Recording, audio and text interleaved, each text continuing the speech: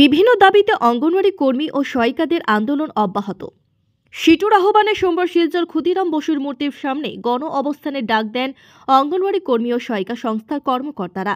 এদিন কেন্দ্র ও রাজ্য সরকারের বিরুদ্ধে বিভিন্ন স্লোগান দিয়ে এলাকাকে উত্তাল করে তোলেন সংস্থার কর্মকর্তারা।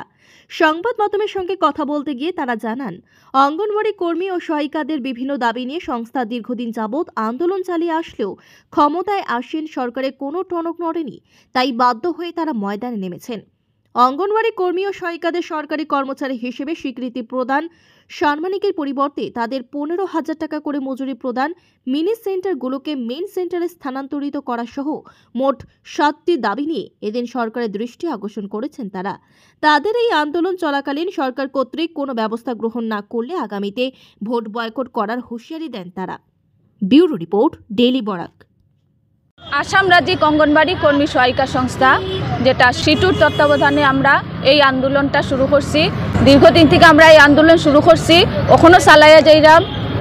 বিগত 26 তারিখ থেকে আমরা অসহযোগ আন্দোলন করলাম। আমরা সব ধরনের সরকারি কাজকাম বন্ধ করিয়া রাখছি।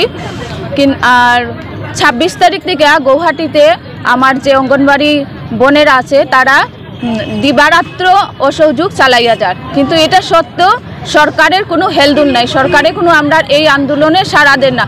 এর লিগে আমরা আজকে 10টা থেকে 5টা পর্যন্ত এখানে অবস্থান ধর্মঘট করলাম। মুখ্য দাবি হইল আমরা সরকারি কর্মচারী হিসাবে স্বীকৃতি দেওয়া, আমরা সাম্মানিকের পরিবর্তে মজুরি প্রদান করা।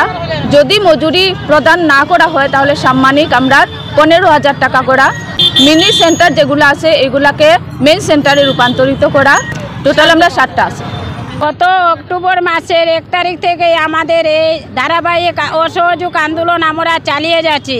সেই অসহযোগ আন্দোলন চলাকালীন আমাদের সঞ্চালক মহোদয় 19 অক্টোবরে আমাদের সাম্মানিকভাবে অঙ্গনবাড়ি কর্মীর 12,000 টাকা এবং মিনি কর্মীর 10,000 টাকা এবং আমাদের সহায়িকাদের 7,000 টাকা ধার্য করেছেন। সেই ধার্য করে যে অ্যাপ্লিকেশন কপিটি আমাদের সরকার মহোদয়ের কাছে আমাদের ডাইরেক্টর মহোদয় পাঠিয়েছেন, কিন্তু আজ পর্যন্ত সেই সরকার আমাদের সেই কার্যকরী করেন নাই। তার জন্য আমরা 3 ফেব্রুয়ারি থেকে আবার আমরা এই আন্দোলন ডাইরেক্টর অফিসের সম্মুখে চালিয়ে গেছিলাম। সেই আন্দোলন চলাকালীন আমাদের 5 ফেব্রুয়ারি থেকে বাজেট অধিবেশন চলাকালীন আমরা সেই ডাইরেক্টর অফিসের সম্মুখে আন্দোলন করেছিলাম, কিন্তু 12 ফেব্রুয়ারি আমাদের যে বাজেট অধিবেশনে সরকার আমাদের এই সাম্মানিকের পরিবর্তে কোনো কার্যসূচি করেন নাই। তার জন্য আমরা 15 ফেব্রুয়ারি থেকে আমরা এই অসহযোগ আন্দোলনে নামেছি। এই অসহযোগ আন্দোলন আমরা ধারাবাহিক মতেই চালিয়ে যাচ্ছি।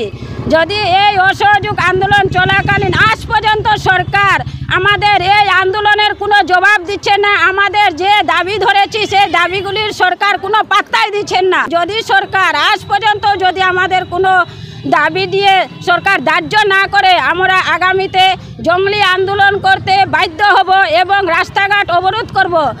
যদিও লাগে আমরা এই সরকারকে ভোট থেকে আমরা বহিষ্কার করব। ভোট থেকে আমরা অঙ্গনবাড়ি কর্মী, রান্ধুনি, আশা কর্মী, আমরা সবাই প্রকল্প ভিত্তিক কর্মীরা এই সরকারকে ভোট থেকে আমরা বহিষ্কার করব।